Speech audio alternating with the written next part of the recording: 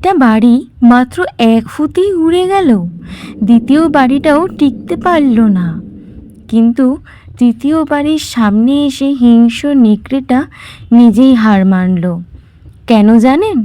কারণ শুধু স্বপ্ন দেখলেই হয় না, সেই স্বপ্নকে শক্ত ভিত্তির ওপর গড়তেও হয়। আজকের গল্প 3টি ছোট্ট শূকর আর জীবনের এক বড় শিক্ষা।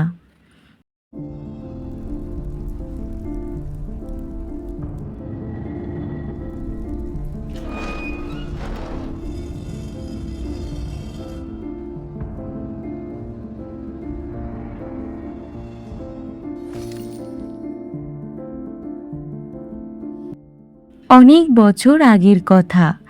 এক গভীর সবুজ জঙ্গলে এক মা শূকর তার 3 সন্তানকে নিয়ে শান্তিতে বাস করত। 3টি ছোট্ট শূকর ছিল খুবই আলাদা স্বভাবের। প্রথম শূকর ছিল অলস। সে সবসময় কম কাজ করে বেশি আরাম করতে চাইতো। দ্বিতীয় শূকর একটু বুদ্ধিমান হলেও খুব ধৈর্যশীল ছিল না।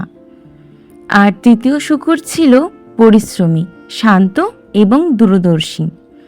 একদিন মা শূকর তাদের ডেকে বলল, বাবারা, তোমরা এখন বড় হয়েছ, এবার নিজের জীবন নিজেরাই গড়ে তোলার সময় এসেছে।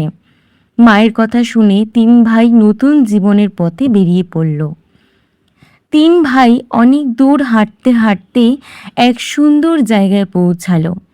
চারদিকে সবুজ গাছপালা, ছোট নদী আর খোলা মাঠ। প্রথম শূকর বলল, আমরা কেন একসাথে থাকব? আলাদা আলাদা বাড়ি বানিয়ে নিজেদের মতো থাকব। দ্বিতীয় শূকরও রাজি হয়ে গেল। কিন্তু তৃতীয় শূকর বলল, একসাথে থাকলে বিপদের সময় আমরা একে অপরকে সাহায্য করতে পারবো। তবুও 2 ভাই আর কথা শুনল না। তারা সিদ্ধান্ত নিল কাছাকাছি 3টি আলাদা বাড়ি বানাবে। প্রথম শূকর ভাবল, আমি এত কষ্ট করব কেন? খড় দিয়ে বাড়ি বানালে খুব দ্রুত কাজ শেষ হবে। সে খড় দিয়ে ছোট্ট একটা বাড়ি বানিয়ে ফেলল। তারপর সারা দিন খেলাধুলা আর আরামে সময় কাটতে লাগলো। দ্বিতীয় শূকর ভাবল, খড়ের বাড়ির চেয়ে কাঠের বাড়ি একটু শক্ত হবে। সে কাঠ দিয়ে বাড়ি বানাতে শুরু করলো। কিছুটা কষ্ট হলেও দ্রুত তার কাজ শেষ হয়ে গেল। কিন্তু তৃতীয় শূকর অন্যরকম চিন্তা করছিল। সে বলল, বাড়ি এমন হতে হবে যা যে কোনো বিপদে নিরাপদ থাকবে। তাই সে ইট, বালি আর সিমেন্ট দিয়ে শক্ত বাড়ি বানাতে শুরু করলো। কয়েকদিন পর সেই জঙ্গলে এক ভয়ঙ্কর নেকড়ে এসে হাজির হলো। তার চোখ দুটো ছিল ভীষণ হিংস্র। সে খাবারের খোঁজে ঘুরতে ঘুরতে প্রথম শূকরের খড়ের বাড়ির সামনে এলো। নেকড়ে দরজায় ধাক্কা দিয়ে বলল, দরজা খোলো, না হলে আমি তোমার বাড়ি উড়িয়ে দেব। ভয়ে কাঁপতে কাঁপতে শূকর বলল, না, আমি দরজা খুলব না। নেকড়ে রেগে গিয়ে এক বিশাল ফু দিল। মুহূর্তের মধ্যেই খড়ের বাড়ি উড়ে গেল। প্রথম শূকর প্রাণ বাঁচাতে দৌড়ে দ্বিতীয় ভাইয়ের কাঠের বাড়িতে গেল। 2 ভাই দরজা বন্ধ করে লুকিয়ে রইল।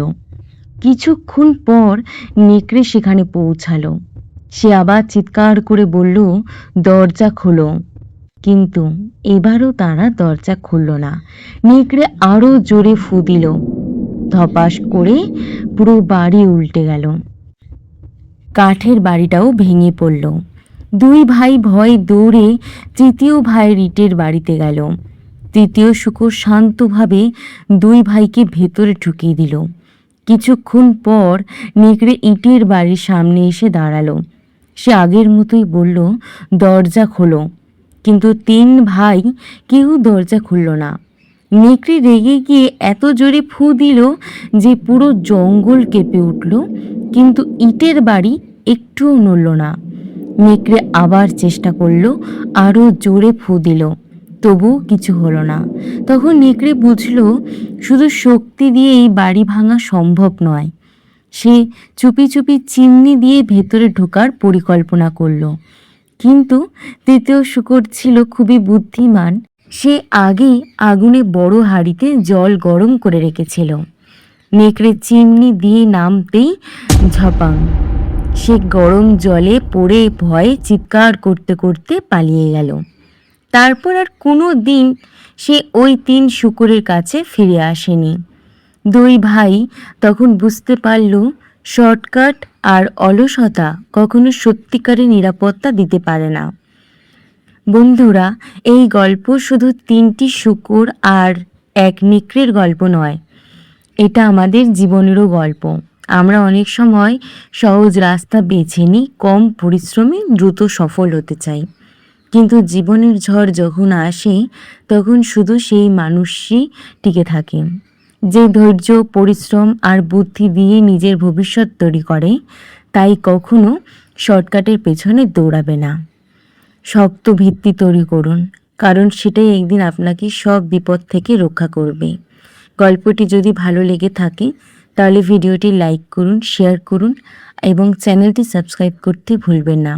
আর কমেন্টে জানান আপনি কোন শূকরের মতো হতে চান।